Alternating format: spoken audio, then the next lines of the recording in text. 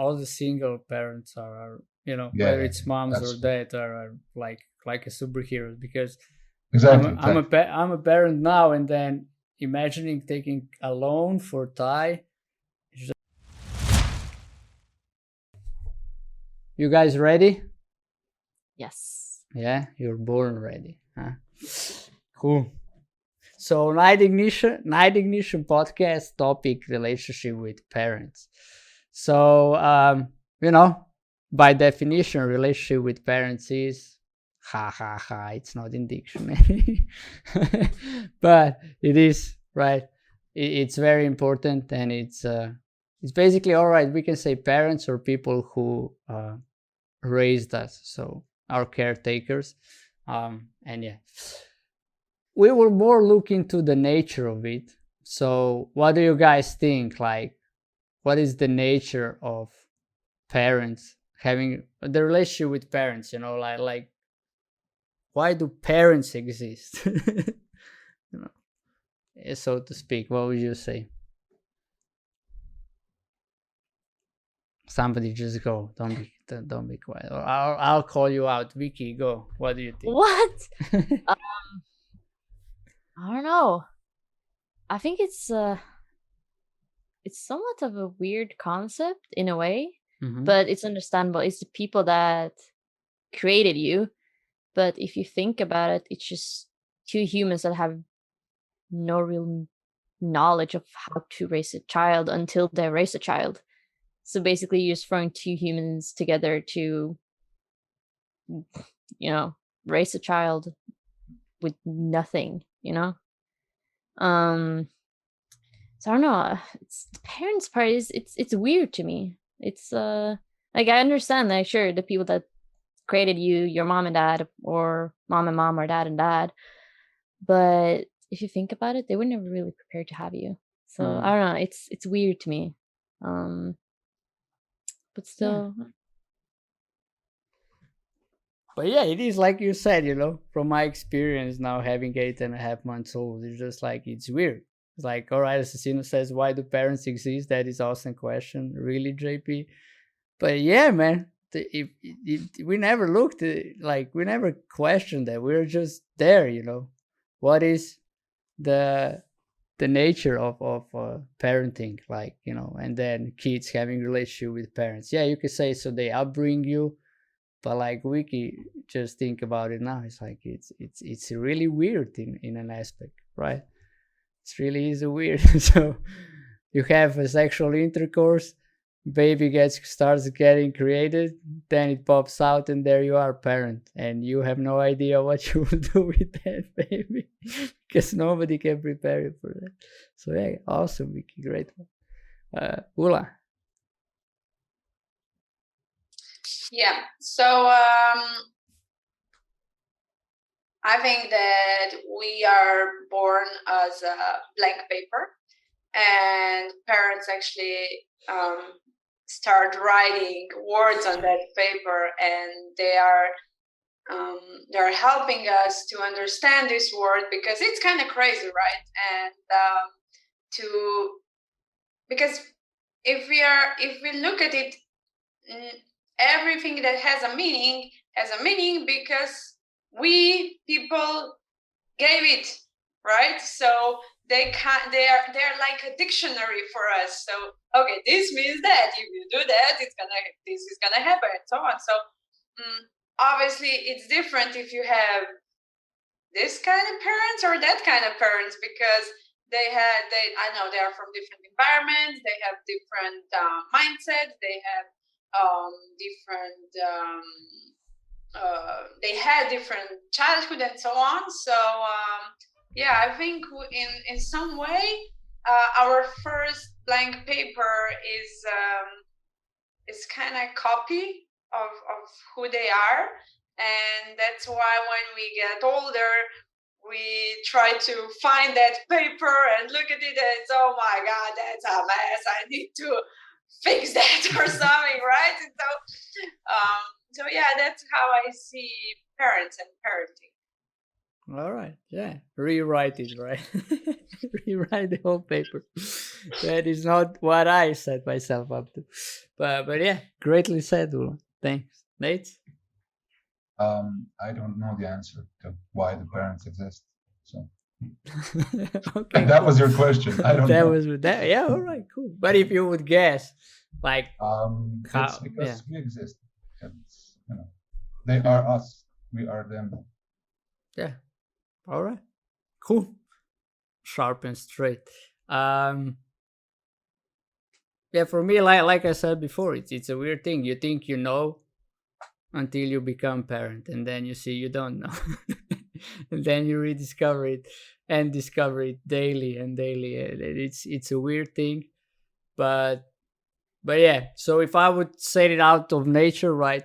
Parents exist, so they teach you in a way how to operate in this world, so you can one day be how to say, you can stand alone, so to speak. So you know what is appropriate, what is not, and you can operate in the society.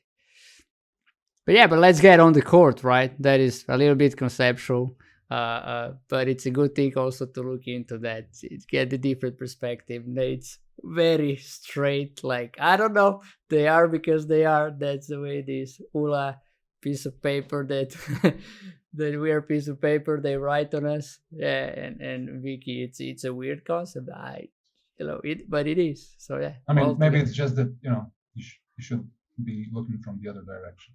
Right? You say, why do parents exist? Mm-hmm. It's the other way around. It's why do we exist? Because parents made us. So the question by itself, it doesn't make any sense. That's why I kept it short. Yeah, and I said it exactly because, then in the end, the whole thing doesn't make any sense when you look at why, but it is here, and you can wrap it up however you want, and that's cool. That's why I like that there is 4 of us, it's 4 different views, and it's gonna make this thing much more wider and when we loosen up. Yeah, well, we'll listen. Oh, that's why you said short answer. You still a bit. Okay, cool. And Mr. JP said, I believe it's the most important relationship which has an impact on mostly every aspect of our life. Yeah, definitely can agree with that as well. And let's look into it, right? So who want to go first?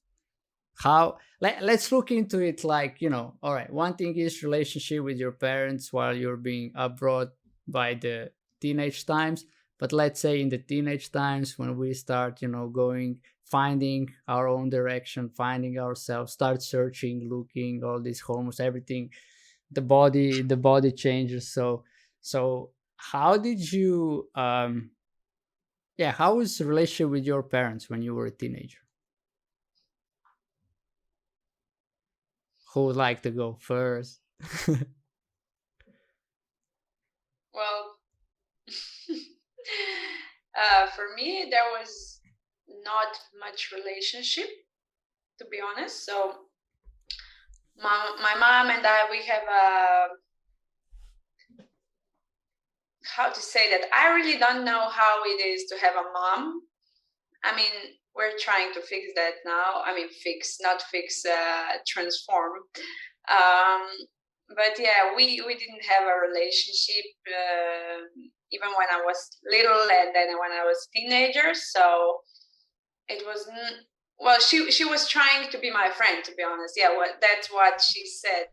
I would really want to be your friend, but I don't think parents are there to be your friends when you are 12 or 13, because you actually need someone to keep you on the safe and right path. My dad, he was trying to do everything by himself, but when I was like 12, I was really, really horrible. I mean, I guess it was really hard to be around me as a parent. I was a total rebelde, so he kind of gave up. He started focusing more on my little sister because it was easier. She was 8 years younger. and they I don't know if they kind of tried to not see what's going on with me, or they were really that busy. But I was in alcohol, I was in drugs, everything was not okay. And I would call my mom and I would say, yeah, I'm gonna just have a sleepover with my girlfriend, and so on, we're gonna watch a movie and then go to sleep, and next day I'm gonna go to the bus and I'm gonna come home. It was in another city. So, but actually we went out crazy partying when I was 13. So yeah, my relationship was really loose with my parents. I was doing good at school, so that was the only thing that matters. And I was okay. But yeah, I wish I had more not strict parents, but parents that would actually look more in my life what is actually going on with me, and be more connected to me. All right. Thank you for sharing that. Cool. That is one type of relationship that can happen. Yeah. All right, Vicky. I had the opposite actually. My mom was too invested in my life, if I put it that way. My parents have very different parenting styles, mostly because they grew up and come from different countries. So my dad, he's very do whatever you want, be safe, have fun, explore, but don't do anything stupid kind of style. While my mom is like a hawk, protecting, spying on you, kind of like, where are you going, who are you meeting, when are you going to be home at this time, very strict.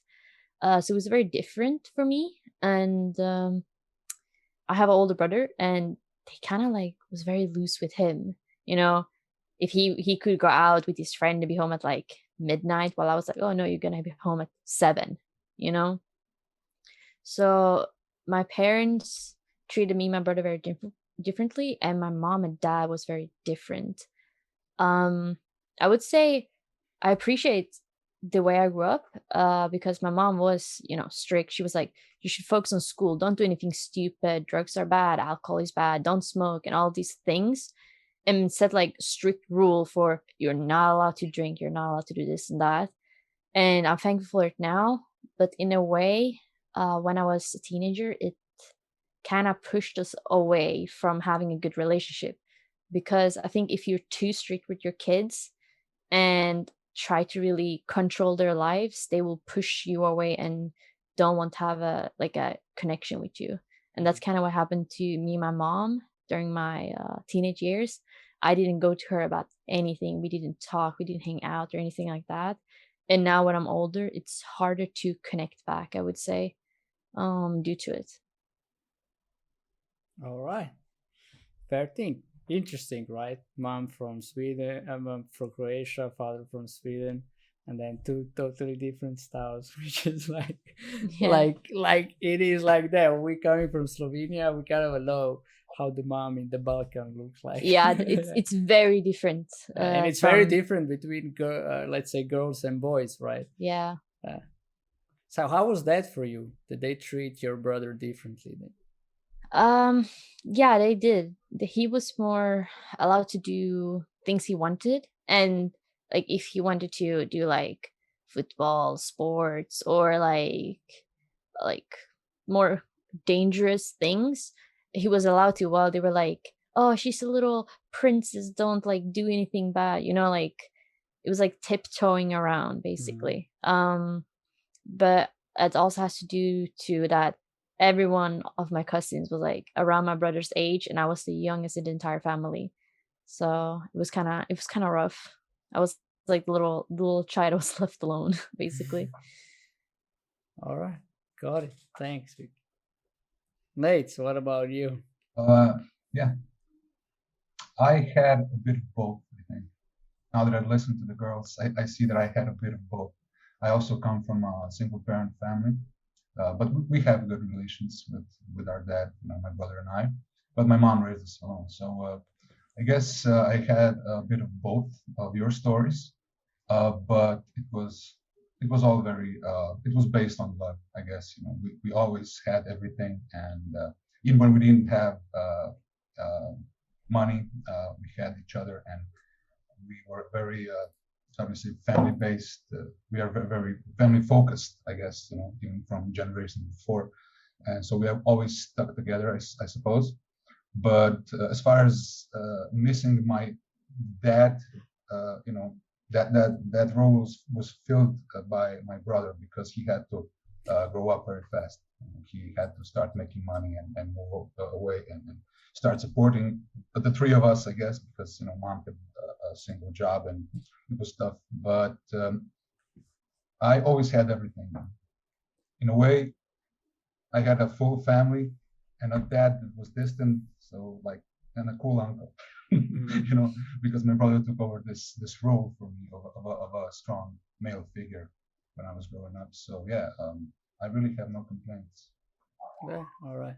But maybe just to ask you here, right? How do you think it was for your brother being the father in the family? That would be a different story. I think if you would be asking him, if he would be here with us today, it would be a completely different story, because he did have to grow up, like I said. He had to, at 16, 17, he had to, take the reins and become a man and support us. And I remember talking to him about this one time, and he said, without that, it was torture for him. He was really in need of a strong male figure, which I had, fortunately, but he did not. So it would be a different story, I think. Thankfully, our mom was the dad and the mom in the family, and she's a rock, she's a stone, she's unmovable in that aspect. So yeah. Would you say, because you're coming from single parent and you said you have no complaints, but still, just to go into that a little bit more, how did you perceive your mom? I mean, you said it just right now, she's really strong and like a stone, but still, did you ever think about while you were growing up how it is for her? And no, of course not. No. Yeah. I was too young to comprehend the situation that she was in. We were just kids. We were growing up. We had a parent. We had a home. Everything was fine for us, for me again. But no, it wasn't until I grew up or saw the difficulties of bringing up two kids by yourself, and even now I still cannot really understand what you went through. God forbid I should go through the same thing in order to understand. So I'm trying to be understanding now. But no, I back then I didn't even think about it. It was just normal. She has to take care of us, like everybody would expect. And the older I get, it's just my respect for her just grows. It's just this immense quantity of respect. Just the closer I am to maybe starting the family myself, I cannot believe she pulled she succeeded at this task.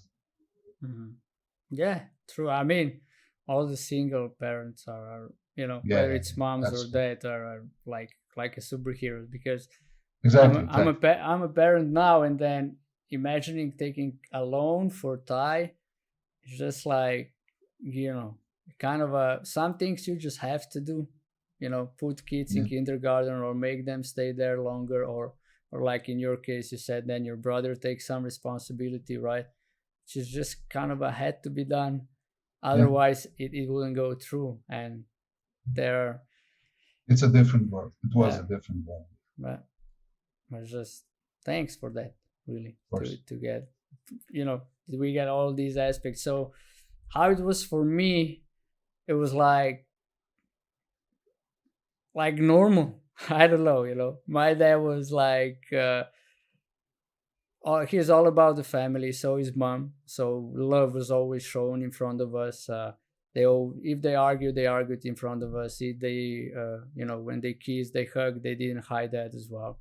So I would say in that regard, really healthy. So always being taught that where there is love, there is the path. Mom is all heart, have no complaints, even though, let's say, in the teenage years, I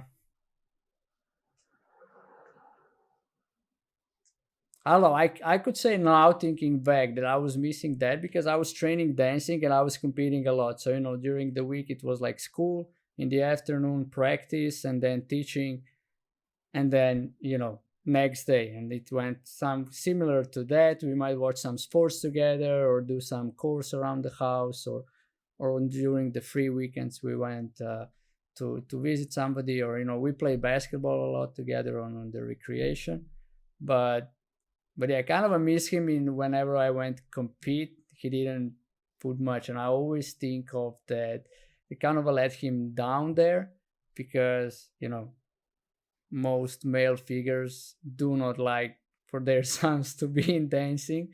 It's just not something that he was used to when he grows up. When he grew up.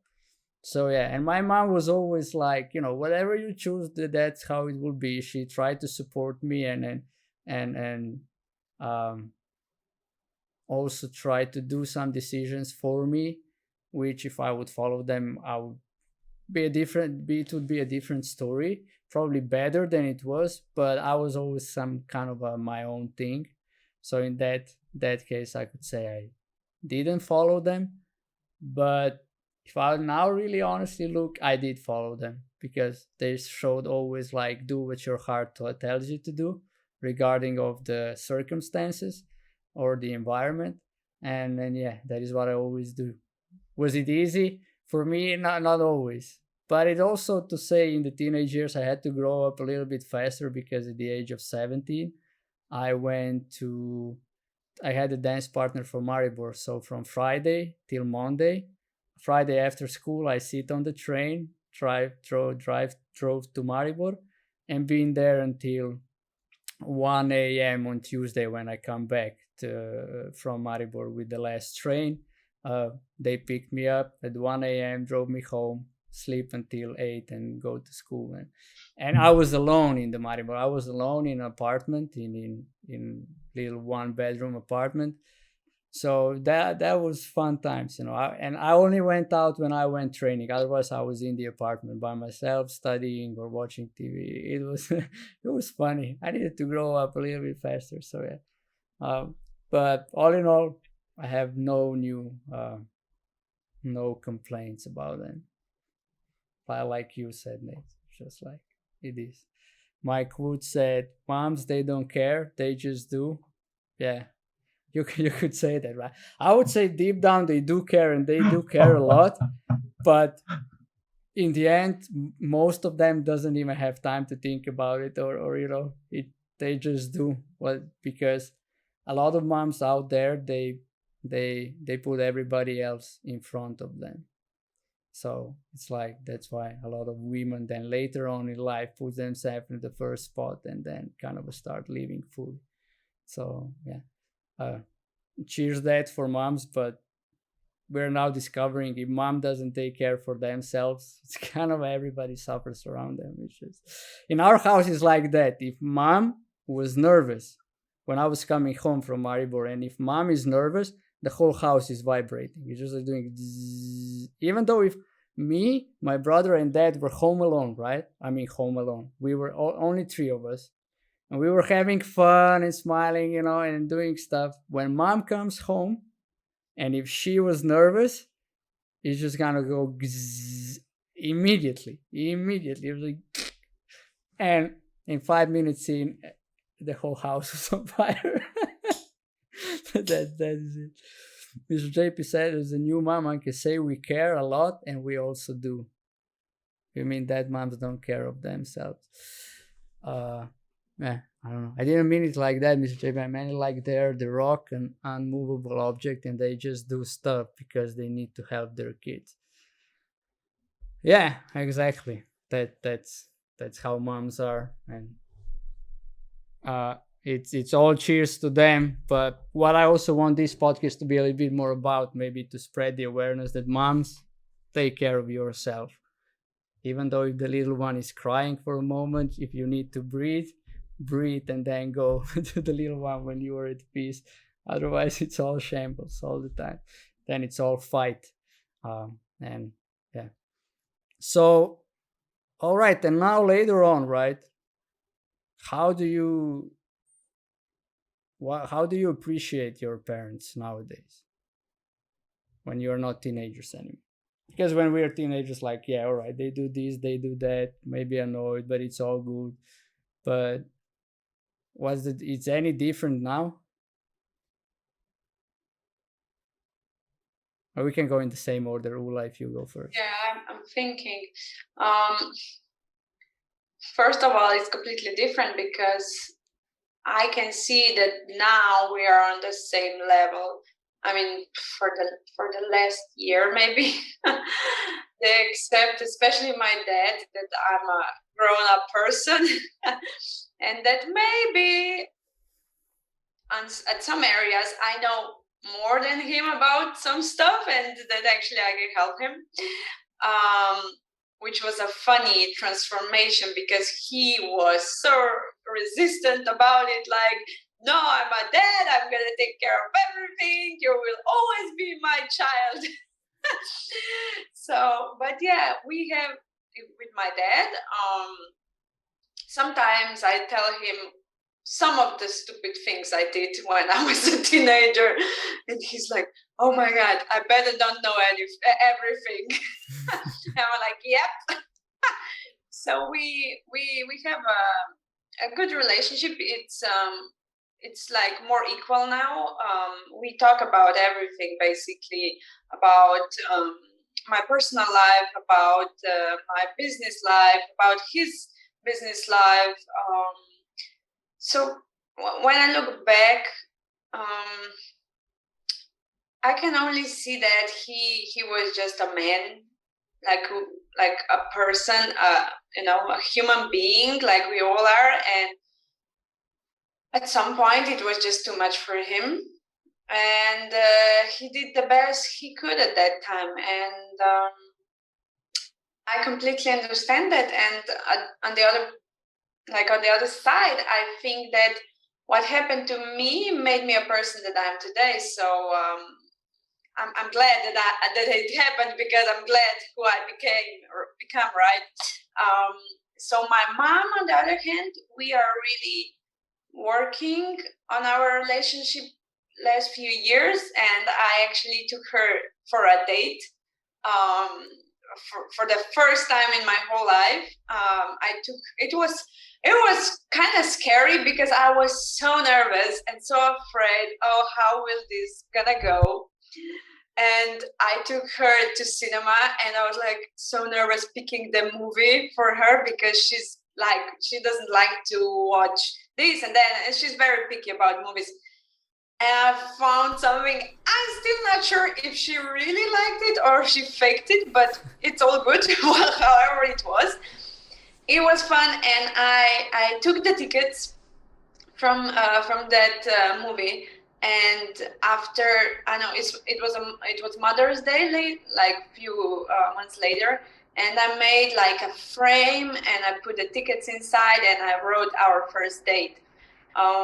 So yeah, I'm really trying to build that connection that we never really had. And I can see that she cannot forgive herself for things she didn't do. And I never blamed her for that, to be very honest. For me, it was just normal. The way it was normal for me. Yeah, I missed her, especially when I was little, but I don't blame her. And for me, it's just looking ahead, because maybe we don't have so many years together, right, ahead. And I'm just trying to build a relationship, and it's not easy, to be honest. For me, it gives me, like my stomach goes weird, and I don't feel good when thinking about it. But maybe I'm gonna take her to holidays this summer. I'm not sure yet, because that would be a very big step. But yeah, I was thinking just me and her to go to the seaside for a few days. Because I think that parents are really unique and we cannot change them, but we can always, no matter how old we are, we can make the connection better, or we can just rebuild the connection if it was lost. So one day I saw the post like, mom is calling and dad is calling. If you still can see those things on your phone, you're really lucky. And I was like, okay, yeah, I got it. Awesome. I mean, yeah, right? It's just like how it was, how they did the best they can, and they're still doing the best they can with the information they have, and that's it. And all right, Mr. JP put up a question, so Vicky, you can answer it from there. So she has a question: do you regret anything in your relationship with parents? I mean, something that you said, behave in a certain way, be all like, you get on my nerves, go away. And also, do you blame or thank your parents for the way you turned out? I would say I regret being a little brat to my mom as a teenager. I do. I think most of us do, because we don't really treat our parents fairly, because we think we know better than them when we're like 15 years old or 18 even, and we try to lecture them about stuff we don't know about while they have the knowledge. And I would say I do regret having small arguments with my mom about things I had no clue about, but I thought I knew better. And I think that's like something that still bothers me. And we talk about it, and we have talked about like how I was a little rat, because most of us are. And now we kind of just laugh about it, because in a way it made me realize now how wrong I was, and how much she have like looked after me and protected me my entire life from things that I had no clue about until I grew up. So that's like the thing I would say that I regret the most. And I think a lot of us do regret fights with our parents, especially in unfortunate moments. If we lose a parent, for example, or something happens to them, I would say that's like a big realization that everything can end in a second, and maybe before that you had a big fight with your parents and then you can't take it back. So I think there's a lot. Well, I regret a lot that I've said to my parents, but all you can do all you can do is just rebuild connections and try your best, kinda. And that's like what I think most kids try to do when they grow up. Fix their relationship with their parents that they not ruin, but they kind of didn't appreciate, if I put it that way. Yeah, all right. And do you blame or thank your parents for the way you turned out? I would say both. I'm really happy that my parents really made me focus on, for example, school, music, and a lot of activities that helped me in the future, like for now. But I would still not blame my parents, but I would still say that it's somewhat parents' fault for the faults you have in yourself. Because as a child, you grow up copying your parents, their behavior, and if they have a bad behavior, for example, short temper or attitude or ungratefulness or whatever it can be, you tend to copy what your parents do, and then you take that into your own personality. So I would say maybe that is something I would say that I would blame my parents for, a bad behavior I have that I picked up from them, from watching them while I grew up. But other than that, I would not blame my parents for anything, because after all, they are just parents and they just try their best, Right. And why does it take, we'll look afterwards, after Nate share and then I share, we'll look into the question like, what is there that we don't see that when we are a teenager? Maybe just a heads up for everybody to really also can dwell into it by the time we get there. So Nate, to answer this question, do you regret anything in your relationship with parents? Something that you said, behave in a certain way, Yeah, like the girl said, it's mostly the arguments that we know nothing about, but try to win, I guess. Other than that, you can't really blame yourself. You were a child and guided and created and shaped by your parents. So it's really nonsense to hold it above your head or theirs. And it's something that as a grown-up you can be happy that you notice the changes that you can do, from the person that they shaped you into. And you can consider yourself very lucky that you notice this era of transitioning where you have a choice to be a better person and not blame your parents for shaping you.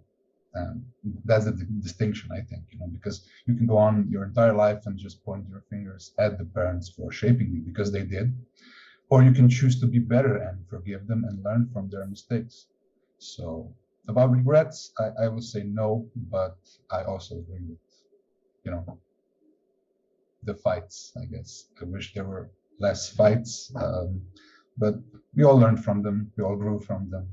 Hopefully they weren't so bad that, we broke up or have this long, still pending argument that never gets resolved. But no, I choose to look on it, very appreciatively on everything that happened and try to learn from it and not repeat my mistakes, because I can only control my mistakes. I cannot control theirs, and hopefully they make the same decision, to be better. Even now that we don't need them as much, we still have the same relationship. And I tend to, I notice that my mom tends to not be able to get out of this parent role. Now me and my brother try to tell my mom, look, you did your job fantastically. And now it's time to enjoy and let us help you. You shouldn't worry anymore about us. You shouldn't micromanage, you know what I mean? Because they still tend to micromanage us even at our age. And we're just trying to tell her, relax, we will get you some stuff, you should put your mind at ease, we're okay. But she cannot get out of this role of hers. That's what I wish for her, that she could relax more and just enjoy what she made, Yeah. That's it. Yeah, I got it, right? It's just like as a parent, you kind of take that as a part of your identity. And then when, especially a single mom, right? If you put yourself in her shoes, just like that's all her focus. Everything she does for the boys, in your case, right? So then the boys grow up. So what is she left with? Right? Not exactly. I mean, it's tragic comedy both at the same time, right? It's just like she's left with nothing. Exactly. That's the why boys are out, right? Yeah. You were right before, when you said you should take care of yourself, you should take time for yourself. But maybe back then that wasn't an option. Yeah. But now we can say to new mothers, you should take time for yourself and build yourself in order to help your child. But back then, I doubt that they had this choice. Yeah, and I just had a conversation today with one 50 to 60-year-old woman and 21-year-old, and they both had the same thing. They are strong, independent women who does not allow others to contribute to them. And that is one thing that I see in a lot of parents, especially moms. I would say it's hard for them to accept contribution from others. They want to do everything by themselves, want to protect the little chicken, right? Their baby. And it's just like, but at the same time, what get them present when I ask them this question, when you don't allow others to contribute to you, you rob them of experience being someone who contribute to others. It's not just that you seems, so to speak, looking good and put on the strong suit and being all right, I can do it on my own. It's just like you rob others of contributing to you, and in that moment you're hardworking, and suddenly you're this hardworking horse who is just keep on pounding and pounding and pounding, and then here and there complains about like nobody asks me how I am, nobody takes care of me, But there were people who offered you help and you didn't accept it, right? So yeah, just to spread out there, if people want to contribute to you, accept it. Yeah, but I guess it comes from bad experience. Exactly. I mean, it's they would accept help, but having been offered bad help or unreliable people, they just decide to, draw the line and say, I'll do it myself. Yeah, of course. Because nobody wants to, harm their child. Or put them at risk. Yeah. Great. So to me, answer this question is,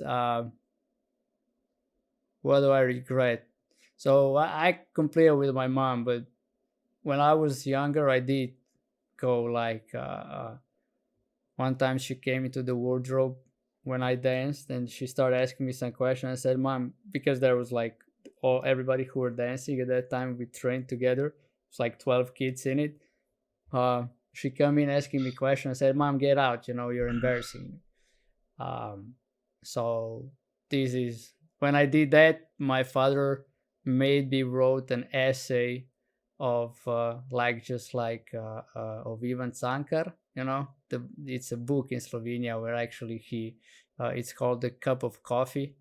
And in that book, he describes how his mother brought him a coffee and then he just take it as granted and sends her away when actually she needed to work hard to get coffee in the first place, right? Let alone then make it for him. So yeah, I needed to write an essay. I don't remember exactly the English word, but yeah, something like I embarrassed my mom. Or no, I in a way of ignorance, I really ignore, make her like she's not my mom, so to speak. So that was one big thing. And I don't know, with my dad, it's just so towards mom is this bad stingy behavior, and towards dad is I just love to piss him off. I don't know why, but I love to piss him off. When we play basketball, I didn't enjoy anything more than cover him and shoot the basketball. I don't know. I always set up as a bit of competition. That was it. I don't know. It kind of goes into a way if I beat my dad, then I'm a man, something like that. If I'm stronger or better in something, because he was, he is very he is very capable man, but before the stroke, he was even more capable. He could play any sports on a really good level. He was very wide, he saw many things. He led the museum, so 30 people under him. Everybody was really satisfied with him. So he was really something that I could never be, was being that disciplined, organized, well perceived. So yeah, I kind of reset it all when he got a brain stroke, because I know how brain stroke works. It's just it how to say, destroys some patterns, and I just discovered him newly, and it's nowadays it's a great relationship. But yeah, back in the days, I was all the time feeling I'm letting him down. I didn't finish master thesis. I danced, all these kind of things. Kind of blamed myself also a little that he got a brain stroke for a while due to I didn't finish the thesis, and he was being in stress that I don't do it and I don't go and have a real job. So I was working for my mom partially. So yeah, all in all, that is, I could say that is what I did regret. But then I completed all in the last few years, and now we have really awesome relationship. It's just I apologize to my mom. With that, reset it at his brain stroke, and just it's a now it's yeah, it's amazing. I cannot say it. It's really amazing.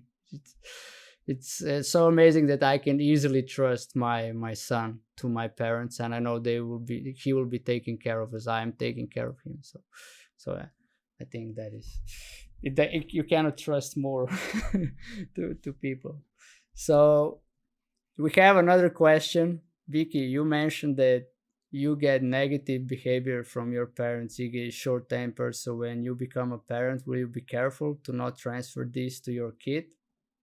I wouldn't say I got the short temper or that stuff, but I would say I got the distant part. My mom was very distant when I was a child because she was working and studying at the same time as I was growing up. So instead of me being home, I was like at kindergarten until like 6, 7 p.m. and stuff. And I would say that I've translated into my real life now, where I am more distant than, for example, my brother, which is super social, and I'm the complete opposite. And I would say that's a negative behavior I have picked up from my mom. Um, and of course, since now when I grew up, I realized that she never did it on purpose, and all she did was to create a better life for all of us so we can pursue our dreams in the future, so we don't have to like work as hard as she did to gain stuff. And the only thing I can really do is pay attention and try to open up, basically. Be more social and talk to, for example, my kids, and not be like closed in or work too much or stuff like that. Take a bigger step to be present in my kids' lives, basically. Okay. So awesome. I mean, it goes like what I learned also in the past couple of years, right? It's a saying, it's not necessary so. So we see the world, we see it, right? We see our parents the way we see them. And then ask yourself, what if it's not necessary so, like you see them, right? So basically to look from other perspective, right? In your case, you said, right, your mom at that point, she was distant, you picked that up, but she was actually investing in the future, which is not, exactly. It's not saying whether that's right or wrong, but just if you would get that when you were growing up, it would be a different kind of relationship, probably, right? So that's what this podcast is about, like giving people a right, maybe look wherever you are now at your parents, and maybe it's not necessary so that you think it is, and yeah, that might change relationship by the default. Mr. JP is on fire. Another question. Okay, shoot, Vicky, I didn't mean that you got short temper from your parents. I just wrote an example. Oh, no, don't worry, I got that. So I said, why do you think is like that? Why is the kids, we do not put ourselves in other people's shoes? I mean, as a kids, also as a teenagers, right? As a teenagers, we think we're all grown up, we know everything, like Vicky was saying before, and we all were nodding and smiling, like, But why do you think we didn't put ourselves into our parents' shoes when we were already teenagers, and so to speak, we know it all?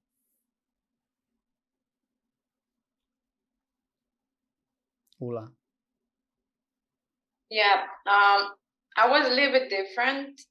I don't know why exactly. I didn't figure it out yet. But since I was little, like my first memory is when I was 4. I would really put myself into my mom's or dad's shoes, to be honest, even as a kid. And I remember when my mom put me to sleep, it wasn't really often, but it was that night. And I loved her so much, and I really want her to be with me and give me some love and attention. And I asked her, can you read me a story? And she goes, oh, I don't have time for that. And I go, okay, then just sing me a song that's short. And she kind of freezes and she says, I cannot sing. I remember how I felt her pain and embarrassment. And I looked at her as a 4-year-old kid, and I was like, it's okay, Mom. I know you can sing. And she sang me a song, and it was really beautiful. But since I was a kid, I kind of felt that that I'm responsible for everybody else's feelings. And even when I was like, I don't know, 14, 15, I wasn't like against what my parents would say to me. Maybe because they didn't say much. But I cannot answer that question because I was kind of different. But if I would, look at the advice that they gave me, like, I don't know, for the boyfriend. Okay, that was one. I don't know. I think they seemed old to me.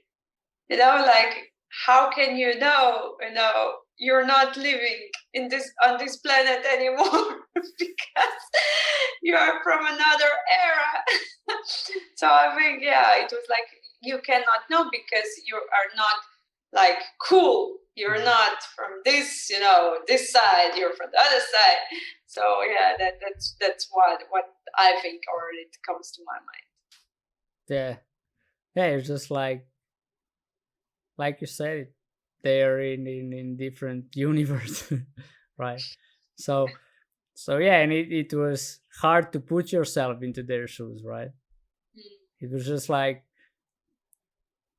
how to say it, that when we grow up, we're kind of taught that we should have our own opinion, and then in the opinions we kind of lose the touch with the compassion to put yourself in other shoes. You just gotta be right in a way, and that's how it is, and you don't even think about if that is really how it is for the person on the other side. All right, great. Vicky? About why as a teenager you couldn't put yourself in your mom's or dad's shoes and look it from the other side, how it is for them? I would say because most kids are a bit arrogant. I would say it's hard for a child to imagine the responsibilities that parents actually have. I would say a great example is, as a child you want to become an adult. Like, it would be the coolest thing. It would be like the best thing in the world to become an adult. But when you become an adult, you're like, it's not that great. Then you realize like all of the things that your parents have to do, and you see what you want to see as a child. Because I would say most parents try to hide the negative parts of the world for you, especially when you're younger, trying to protect you as much as possible. And by that, it's harder for you to actually view the world from their perspective, because they don't want you to see it. They want you to grow up and have fun and like be a child. So I would say that's like something, well, my parents did, at least. They protected me from things that was not great in the world and let me have a childhood of just fun and expressing myself, rather than putting a lot of unnecessary weight on my shoulders, in a way. So that's why I personally couldn't relate to my parents until I got older and saw everything by myself. All right, and their question, would it make a difference if they would share with you how it is for them? I would just say it depends on my age, but either it would put a lot of burden on you as a child and maybe take away, not take away your childhood, but maybe restrict it in a way where you're like, oh yeah, maybe I shouldn't like play this or do this, because you think of the things your parents worry about. Like, oh, I want to go to the playground and have fun, but your parents are like, nah, maybe you shouldn't. You can fall. Maybe some like some bad people are there. You don't worry about those things because you just want to go and have fun, while your parents worry about the bad stuff. And imagine if you as a child had the worst your parents have, like, you wouldn't want to go to a playground. You wouldn't want to have fun with your friends because you're scared. But I would say maybe when you're starting to become an adult, like 18 plus, sharing that with your kids is very valuable. And I think that would help a lot of children when they grow up. but not as a child when, I didn't mean you're as a still child, tiny. as a teenager, right? A teenager, when you yeah. start acting like you said before, arrogant, and I know it all. Yeah. Right? I would say when it's time for you to actually start making your own decisions in life, that's when I would want to have information about how it actually is, and not get a shock when you're like 24 plus and be like, oh, so this is how it is to be an adult, All right, cool. Nate? You have to repeat the question. Sorry. Yeah, the question was, why do you think you or your experience couldn't put yourself in your mom's shoes when you were a teenager and understand fully what she's up to, how it is for her? I read somewhere that we are within our rights as children. If our parents were to say, why are you the way that you are, we are within our rights to say to them, because this is how you made us, because those are simple facts. And I remember talking to someone, and they were explaining to me how children used to be raised. It was a different approach. This shielding and loving and trying to be your child's savior, it was not very popular a few generations ago. It was like this military upbringing, People used to raise their kids. This didn't mean that they didn't love them, but they used to raise their kids very strictly. Children would obey them. Children would actually fear their parents, and through this fear, they would understand the realities of the world. So I don't think there's any way to compare those generations. So even still being in this time that we are living, upbringing is something totally different. And even for us, for you, for example, because of technology now, you have different obstacles you're going to face, and also we are going to face different obstacles with technology. So it is not normal, I guess, to expect a child to understand the situation of an adult, especially we are trying to shield them from it. But on the other hand, we are the results of their doing. So you tell me. We are not capable, of course, like the girl said, we're not capable of perceiving their responsibilities or the real world. So on one hand, it's nice of them for them to try to shield us from it, but on the other hand, we pay the consequence. Even they pay it, So what's the better option, to raise them strictly and show them the brutality of the world and life, or to raise them shielded? So that's a good question, I suppose.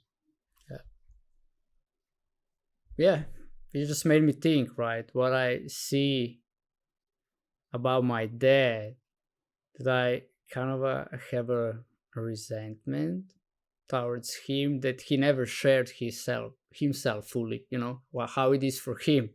So me and my brother, we saw this figure that is like, it's a boss, it's a dad, he's a capable sportsman, he's, whatever he touches flourish. So, all right, he didn't have all the relationship as great, but that was his point of view, and that's how, like somebody strong, you know what I mean? Somebody who is a strong persona and a leader by itself, of course have flaws. But what I was lacking was this, with my mom, I could talk about anything, and she just said how it was for her. But from him, I didn't get that. So I could say in the teenage years, I kind of stopped doing that also with the mom. So then it's kind of hard to put you. It was just like, all right, if you're a man, you do your thing and you say how it is, and you don't put yourself in other shoes, because first you take care of yourself. And it just now it's getting back to me. So yeah, I would say, what we all said, it's really valuable, and it has a simple thing that I'm learning now. Just like we, as an adults, we are making kids small, but we're not talking about children, all right? We're talking about teenagers plus, right? When you kind of know if you will drink alcohol, you will get drunk and some things might happen. right? Because when you're 8 years old, you don't think about it. You have no desire to go and drunk yourself up, right? But we're talking about that age, right? And when I talk to them, it's just like that is what they're lacking, and they have no clue what's going on in the world because nobody is really sharing with them how it is to be living, what you're dealing with, what you're facing, so that is what I see lacks. And therefore it's an invitation for all the parents, share with your kids how it is for you. It can only boost the relationship. But yeah, I also ask the teenagers, right? So how many of you know what parents did when they were growing up? And like 40% of them usually raise hands. Most of them don't know what their parents did before they were born. And I ask them, how many of you exploit that? And around half of those who raised their hand before, they're like, yeah, mom, you did it too, so I'm gonna do it. And their mom has nothing, on them, nothing. So yeah, it's also then one obvious thing, right? As human beings, as kids, we are the most selfish human beings on the planet. That's how it is. Kids are the most, they just care about them being satisfied and nothing else. And then what I'm pointing to is that is something that is lacking in schools altogether, learning people how to be compassionate, how to understand, accept different different people, and to look from the other side. But like I said, that's maybe more appropriate for high school or maybe last 2 years of grammar school. Before, you can still do it on the base of kids, right? How it is for you if you lose a toy. Well, I am angry. That's how it is for him now. Oh, okay, cool. It's easy, well, when you look at it like that, but in the end, it also takes something to do that. So, last question. So, kids usually crave that their parents would be proud of them. So, how is that for you guys? Do you also had this craving, or you still have this craving that your parents will be proud of you? Well, go, Vicky, go. I was just gonna say, yeah, I do. Mm-hmm. My mother and my dad are very academic, and so in that department, I want to really strive because that was always the main focus in at least my family, that school is very important.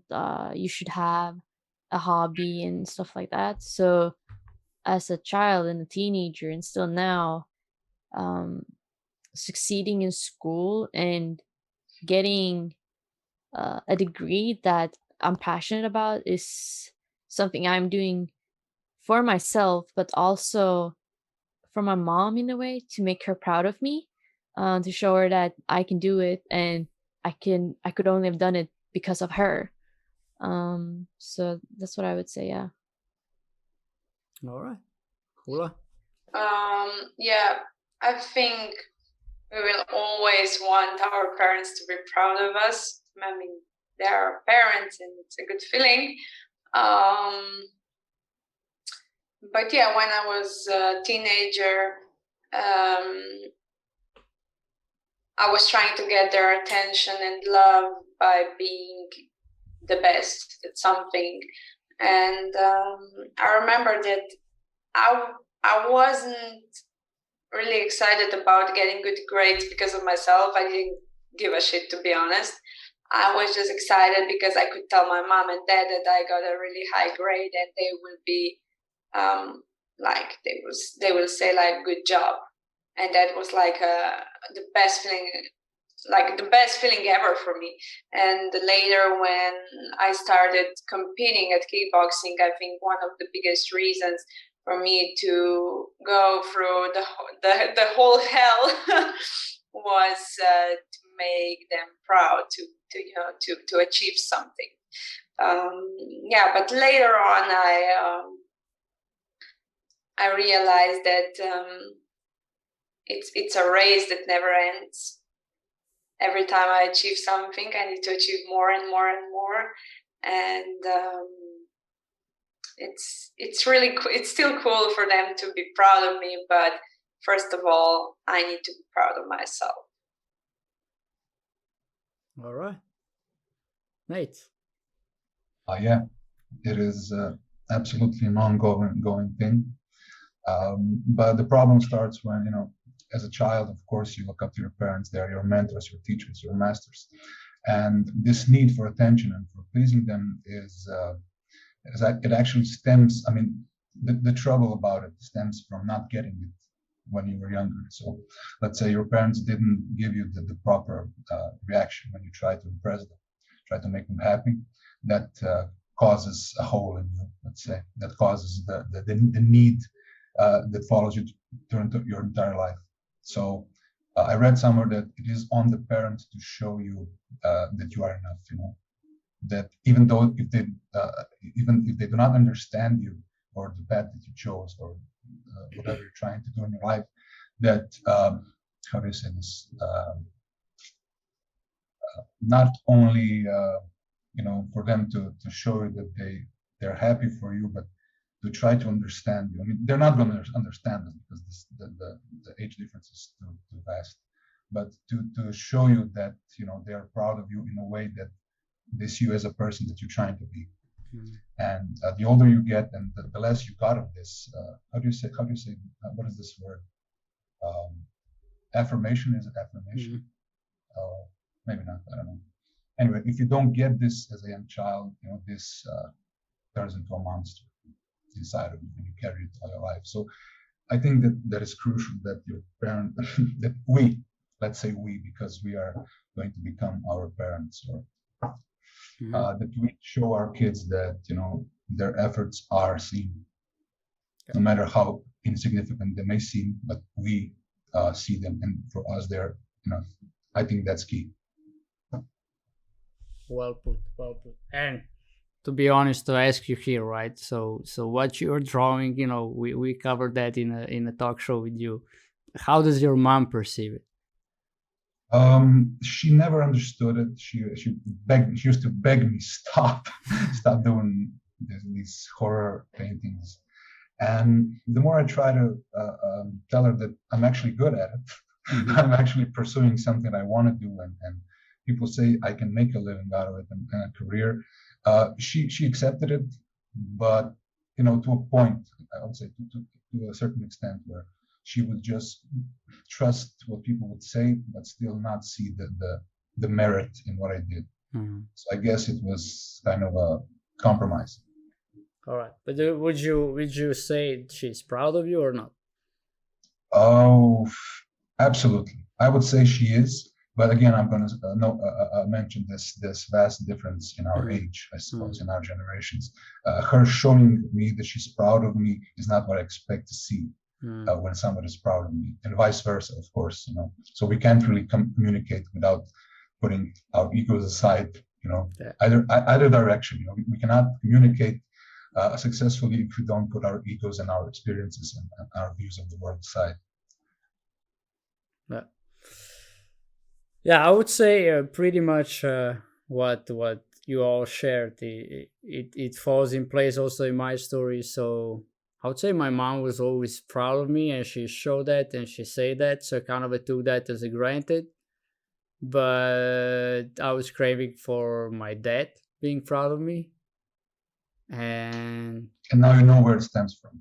Yeah, and it's just like, I remember this. I was playing tennis match. I really want to impress my dad. I was training tennis. I was sort of good. But when he come to see the match, all the balls were flying. When I served, it went behind the second line. I lost 6-0, 6-0. I don't know if I got 3 points in that game. It's kind of disappointing. And then, dancing. But I could never tell, right? In my head, it exists like I didn't make him proud until we were third in a national championship in hip hop when I was like 25 years old. And then I remember my mom comes after the competition starts me. She said, "You made it," and my dad only smiled. But yeah, I could say that as a man, as a boy, dad being proud of you is one of the things you crave for the most. And yeah, Just like when, and I was just thinking when you guys were sharing, I was thinking about how am I proud? Is my dad proud of me? And now that he cannot speak that well, he will not say, I'm proud of you, because that is the word that, I would have to teach him to say it. And then once he will know it, he will be saying it. But he shows it otherwise. He like hugs me like over the shoulders and like kind of but not just hug, kind of do this squeeze. So you kind of know, when a man hugs you over the shoulders and kind of squeeze you, it means you're good. You're doing good, right? I don't know. It's just a body language communication that you get it, and that I was thinking about. I guess he's proud of me, but I will definitely ask him when we talk next, for sure. Our dad was just like, bring tears to my dad. I will ask my dad, "Are you proud of me?" And if he will say yes, I'll probably be crying like a little boy. But it means a lot, right? It means a lot. And just what you said, Nate, is exactly like if we bring that into our parenting, like really acknowledging the kid and showing the effort, even if it's not big, but it is big to our kids, it's gonna definitely make an impact. And all in all hail to all the parents out there, to everybody who steps into that role, to everybody who is in that role. It's not an easy role. Nobody prepares you for it. There is no education for it. There is no nothing, because also every kid is a different kid. So something might work on a son, and then you get another son. The same approach does not work. Then you might get a girl. Definitely the same approach won't work, right? So it's kind of it's a really how to say, it's a situation nobody prepares you for it. But I would say, being a parent now for a short while, being loving, understanding, and accepting, and acknowledging the kid for whatever he does, definitely makes a difference. For me being peaceful, he is peaceful. The same goes for Ursha, and whatever he does, you cheer him up. What? And there's but what's the catch? What they implemented in my head, the environment. If I would cheer up too much for him, he will be spoiled. Do you get it? That is like, if I would love him too much, hug him too much, he will be spoiled. So that is the mess up thing, I would say. How can you spoil a child with love? Like, what's he gonna be spoiled with? With love? Really? You can spoil people with love? Are you kidding me? Right? It's just like, but that is what I'm seeing now, the pattern. So we could go on and on and on. All in all, we saw relationship with parents from 4 different sides, from all the way from Sweden to Ula, who is having her own experience, to Nate's single parent, to me, so to speak, regular, ordinary. I don't know how to say, but you guys get the picture. So take whatever you want to take, and the official part of Night Ignition podcast, relationship with parents, is done.